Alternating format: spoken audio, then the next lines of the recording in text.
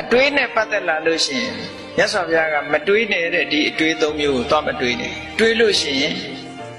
လူဖြစ်ကြိုးမနှက်ဖြစ်လိမ့်မယ်တုံ့ပြန်လာလိမ့်မယ်ကိုယ်စီမကောင်းတဲ့အတွေးပါတော့ဆိုရင်သူများပစ္စည်းကိုကိုယ်ပစ္စည်းဖြစ်ခြင်းနဲ့အတွေးစားပေလို့ပြောရင်အဘိဓါလို့ခေါ်တယ်အဘိဆိုတာသူများပစ္စည်းကိုဇာစိတ်ကူးတာရကျင်တဲ့စိတ်နဲ့စိတ်ကူးတာနော်သူများပစ္စည်းကိုကိုယ်ပိုင်ဆိုင်ခြင်းနဲ့ဆိုတဲ့အတွေးဟာဘာဖြစ်စေတတ်တဲ့အတွေးတော့ခုခေတ်လို့ပြောမှဆိုရင်တခိုးဓမြဖြစ်စေတတ်တဲ့အတွေးမဖြစ်ပေဘူးလားဖြစ်ပါတယ်အဲ့ဒီအတွေးဟာအန္တရာယ်ရှိတဲ့အတွေးအကုသိုလ်အတွေးမနောကံမနောတုဆိုင်လို့ခေါ်တယ်တဲ့အဲ့ဒီအတွေးမျိုးတွေးတဲ့ပုဂ္ဂိုလ်ရဲ့တုံ့ပြန်ချက်ဟာလာလေမကောင်းတာပဲလာမယ်အကောင်းမလာဘူးဟုတ်ကဲ့ဒါအတွေးနဲ့ပတ်သက်လာလို့ရှင်သူများပစ္စည်းကိုကိုယ်ပစ္စည်းဖြစ်လို့မှုဆိုတဲ့အတွေးတွေးမိလို့ရှိရင်ဟာဒီအတွေးကမှားနေတယ်ဒီအတွေးမျိုးငါမတွေးသင့်ဘူးဒီအတွေးကိုရှောင်ရမယ်နောက်တစ်ခုအတွေးတစ်ခုကဗျာပါဒဘာလို့ဆိုရင်ကိုယ်နဲ့မတည့်တဲ့လူတယောက်ကိုစိတ်ထဲကပေါ်လာတယ်ဟာဒီကောင်သေသွားရင်ကောင်းမှာပဲဒီကောင်စီးပွားတွေပြတ်သွားရင်ကောင်းမှာပဲဒီကောင်ဒုက္ခရောက်ထောင်ကျသွားကောင်းမှာပဲဟာဒီကောင်ဒုက္ခအကြီးကျယ်ရောက်သွားရင်ကောင်းမှာပဲဆိုတဲ့အတွေးမျိုးတွေမတွေးကြဘူးလားတချို့လူတွေတွေးတယ်အဲ့ဒီအတွေးကဗျာပါဒအတွေးလို့ခေါ်တယ်အဲ့ဒီအတွေးမျိုးတွေးတဲ့ပုဂ္ဂိုလ်တဏ္ဍာမှာဘယ်တော့မှအကောင်းမလာဘူးတဲ့မကောင်းတဲ့အတွေးအဲ့ဒါလေအဲ့ဒီအတွေးကိုလည်းရှောင်ရှားဖို့လိုတယ်မတွေးမိစေနဲ့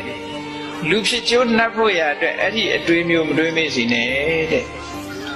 နောက်တစ်ခုကမိစ္ဆာဒိဋ္ဌိမိစ္ဆာဒိဋ္ဌိဆိုတာခုနပြောတဲ့အကြံမျိုးအမြင်မျိုးမရှိဘူးကိုလှုပ်တာကိုနဲ့ဆိုင်တယ်လို့မရှိဘူးအေးတချို့ကတွေးကြကြတယ်ကောင်းတာလှုပ်လဲကောင်းတာမဖြစ်ပါဘူးကွာမကောင်းတာလှုပ်လဲ